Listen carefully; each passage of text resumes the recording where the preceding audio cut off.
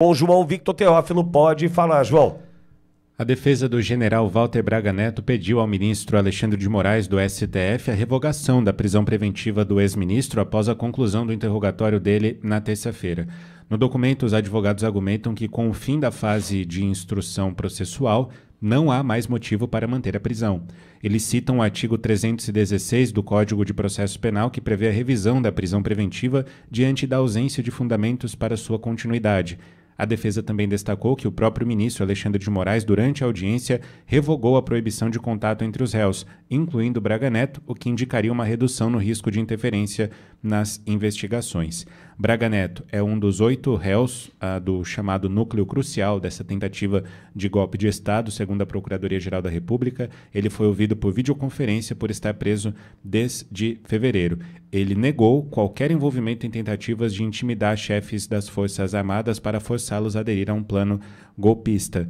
Preso no Rio de Janeiro, o general, como eu disse, foi interrogado por videoconferência pela primeira turma do STF, acompanhado de 2 advogados. Ele foi o último dos 8 réus do chamado núcleo crucial a prestar depoimento. Ontem, logo no início, Pittori, desse depoimento dele, uma cena chamou bastante atenção pela resposta do ministro Alexandre de Moraes. Acompanhe. O senhor já foi preso ou processado alguma vez? Eu estou preso, presidente. Fora essa vez? Fora essa vez, não, senhor. Eu sei que o senhor está. Eu que decretei. O algoz, né? É o algoz. Olavo e Silvio. Veja, eu entendo que num determinado momento, e Olavo tem experiência de sobra nisso, é advogado, é meio que cada um salva a sua pele, Olavo, eu até entendo. Cada um fala do seu, é um interrogatório, mas eu não estou romantizando aqui não, viu? Nem ingênuo sou a esse ponto. Por mais que a gente se inspire em Hollywood às vezes, como o Resgate do Soldado Ryan, né? Assim, nós temos um general, talvez o único que tenha recebido honrarias fora do país pela bravura, pelos serviços prestados não só ao Exército Brasileiro, mas para o mundo. Uma pessoa de uma conduta irrepreensível, fez o que fez pelo Rio de Janeiro naquele momento da intervenção, conta com o respeito de todos. E eu tenho um negócio chamado, eu aprendi isso há tempos, tem um negócio chamado Tribunal do Pátio. O Tribunal do Pátio significa o seguinte: enquanto o cidadão está na condição de oficial, na ativa, ele ali é óbvio que hierarquicamente tem o respeito dos seus comandados. Mas quando ele vai para a reserva, né, deixa de comandar, quando ele passa pelo pátio e conta com o respeito e admiração daquelas pessoas, significa que o que ele se propôs a fazer ao longo da sua jornada deu certo, porque ele conta com o respeito de quem ele já comandou, e não simplesmente o cumprimento respeitoso daquele que tem que cumprimentar. E o Braga Neto tem essa característica. Uma pessoa absolutamente querida, como o general Augusto Heleno também é. Talvez o maior ícone dentre esses. Só que ontem eu não consegui enxergar em ninguém o mínimo de empatia por esse cidadão que está preso, injustamente, sem nenhuma justificativa, desmontada a ideia ontem, em especial com relação ao financiamento, dinheiro em caixa de vinho. Isso aí caiu por terra. Termina a audiência, o algoz diz: vocês podem conversar agora. Eu falei para o João aqui antes de começar o programa, Silvio Olavo, eu esperei ele dizer: estou aqui dando soltura, liberdade para o Walter Braga Neto. Isso não acontece. Só que ele não é lembrado por ninguém.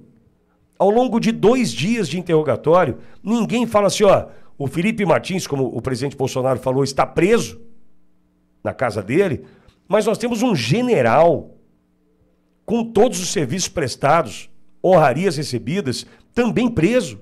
Nós precisamos resolver isso. É só mais um dia na prisão. Talvez Alexandre de Moraes reveja isso hoje.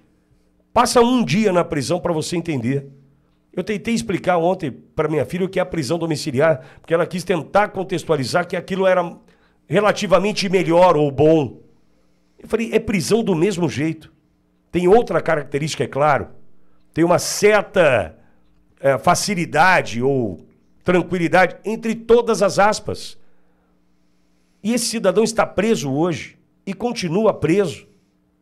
Magro, a gente deu para ver pela roupa, ainda disposto, acreditando no Brasil, que eu não sei se a gente acredita ainda, Olavo. O Braga Neto continua preso. Um dos principais motivos é a questão do dinheiro na caixa de vinho, que é uma fala isolada de Mauro Cid. Isolada, ficou isolada, não tem um caminho desse dinheiro, de onde ele veio, para onde ele foi. Não, simplesmente uma fala isolada que fundamenta, um dos fundamentos, talvez o fundamento principal, dessa manutenção da origem da prisão. Tá. Isso é o que consta nos autos. Mas há um segundo ponto, né? Talvez se esperasse de Braga Neto a mesma, com a prisão, claro, a mesma fragilidade de Mauro Cid. Fragilidade não encontrada. Por quê?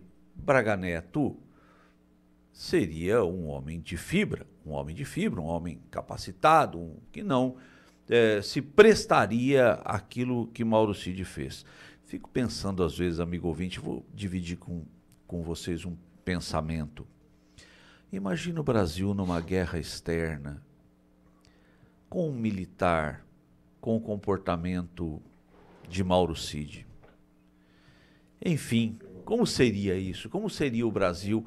Ou com outros militares que não defendem a própria categoria? A prisão de um general, a prisão de um general capacitado, a prisão de um general sério, a prisão de um general condecorado, reconhecido, sem a revolta dos seus pares, sem o apoio dos seus pares para que isso não permaneça. É uma categoria inteira, é uma história. Enfim, nós, diante do judiciário que nós temos também, a prisão é uma medida extrema. E não é costume de juízes postergarem liberdade. Mas ontem, essa pequena cena, né? Eu sei, fui eu que decretei a sua prisão, né? Uma fala desnecessária de um magistrado. Mas de um magistrado, mas de um algoz? Bem colocado, bem colocado. Mas talvez seja um episódio de manutenção de um processo baseado na vingança. Silvio, Braga Neto continua preso, Silvio? Uma fala, concordo, desnecessária, uma fala que transborda vingança, mas que talvez a gente não veja em varas pelo interior do país. Isso a gente não vê algo parecido. Pitoli, se você me permite, eu queria ler aqui, porque em relação à caixa de vinhos que teria dinheiro, eu me debrucei sobre isso porque fiz um comentário nesse sentido. Nessa hora, o ministro Alexandre de Moraes diz o seguinte, por que eu acho isso importante? Abre aspas. Essa reunião teria sido, dia 12/11, segundo a narrativa desenvolvida na denúncia, teria sido o início do que depois deflagrou o financiamento da Operação Punhal Verde Amarelo e Copa 2022. O senhor teve conhecimento? Eu transcrevi a fala. Resposta do Braga Neto. Eu só ouvi esses nomes quando a mídia publicou. Pois bem, do que é que nós estamos falando? De um ministro que faz uma pergunta dizendo, segundo a narrativa desenvolvida, segundo a narrativa. Então, isso é a peça acusatória? Isso é um relatório que levou 2 anos para ficar pronto? E aí nós estamos falando de recortes de WhatsApp ou do que disseram outros militares em conversas amalucadas e do que se trata. O general Braga Neto é acusado por Mauro Cid, sem que exista uma foto da tal sacola de vinhos com dinheiro. O Cid diz que não sabia quanto tinha de dinheiro lá dentro. E ele é acusado de pegar esse dinheiro para financiar kits pretos, que são militares especialistas em infiltrações e operações especiais. O Brasil teria só 2.000 deles espalhados por aí e por aí vai. E eles sequestrariam o ministro Alexandre de Moraes e enforcariam o ministro em praça pública em pleno Ocidente, meu Deus do céu. Um ministro do Ocidente seria enforcado, não teria nem lugar para fazer isso. E não que eu acho que deveria. Segundo ponto, eles iriam envenenar o presidente Lula e o Geraldo Alckmin, Quem pensaria em envenenar o Geraldo Alckmin? Então é tudo amalucado, é um roteiro B de filme ruim. E o general Braga Neto, condecorado, que comandou uma intervenção militar no Rio de Janeiro, que já atuou no exterior, tem de ouvir tudo isso, né? Até com aparente serenidade, tá magro como você diz, mas sereno ali, ao lado de um criminalista renomado como o doutor José Oliveira Lins. Então eu só fico pensando até onde isso vai parar, né? Porque ele pode até ser condenado, mas condenado por quê? Condenado por uma sacola que não existe, de uma foto que ninguém fez, por um dinheiro que nem quem disse que entregou sabia, que recebeu sabia quanto tinha. Eu fico me lembrando da ação penal 470 do Mensalão, com saque na boca do caixa, dinheiro vivo, dinheiro em conta no exterior, o Petrolão, julgamentos com substância, com lavagem de dinheiro, com crimes comprovados. Isso é muito maluco para um Brasil de 2025. É muito maluco para uma última corte recursal do país. Silvio, obrigado por trazer esse ponto. Aliás, Olavo, imagina o seguinte, é um interrogatório, certo? Certo. O Moraes usa desse procedimento e usando esses termos colocados aqui pelo Silvio e faz uma pergunta. Olha, o senhor tinha conhecimento sobre o tal, né? A carta do punhal verde e amarelo? Braga Neto responde, soube disso pela mídia. Entendo eu o seguinte, se houve tudo o que antecedeu, se aconteceu tudo o que aconteceu, que antecedeu o interrogatório, eu imagino, eu sou um leigo, hein? Estou perguntando para um advogado. O juiz deveria, o Alexandre Moraes deveria falar assim, não, o senhor sabia antes, está aqui apreendido no celular do senhor, no computador do senhor, o senhor trocou um e-mail, o senhor no celular não sei o quê. Entendo eu que, embora não possa questionar no interrogatório, entendo eu que a próxima pergunta, ela deveria vir embasada a partir de uma suposta mentira contada pelo interrogado. O que eu estou querendo dizer é o seguinte, sei que não posso questionar no interrogatório, tudo bem, mas a próxima pergunta poderia dizer o seguinte, olha, embora o senhor diga que não, que só soube pela mídia, nós temos aqui o WhatsApp tal, a conversa tal, o e-mail tal. O senhor pode justificar isso aqui? Porque o que eu estou sentindo? O negócio é tão ruim, mas o negócio é tão fraco, é tão roteiro B, como disse o Silvio há pouco, que a gente começa a perder a noção do que é de fato uma justiça, um julgamento, todo rito. A gente está perdendo o contato. Por quê? Tudo embasado na fala do Mauro Cid. Aí chegam perguntas que recebem esse tipo de resposta. Não, eu só conheci pela mídia. Tá bom, e aí? Qual o próximo passo? A gente não sabe, porque ficou tão ruim de compreender esse roteiro que a gente está se perdendo. E vou ser sincero, Olavo e Silvio, quando da perseguição a estes, eu vou ser muito sincero aqui, salvo engano, até fiz essa fala na Hora Verde. Quando começou assim, ó, prende Braga Neto, prende Felipe Martins, prende Mauro Cid, prende não sei quem, prende Braga Neto, prende não sei o quê, operação na casa do Bolsonaro.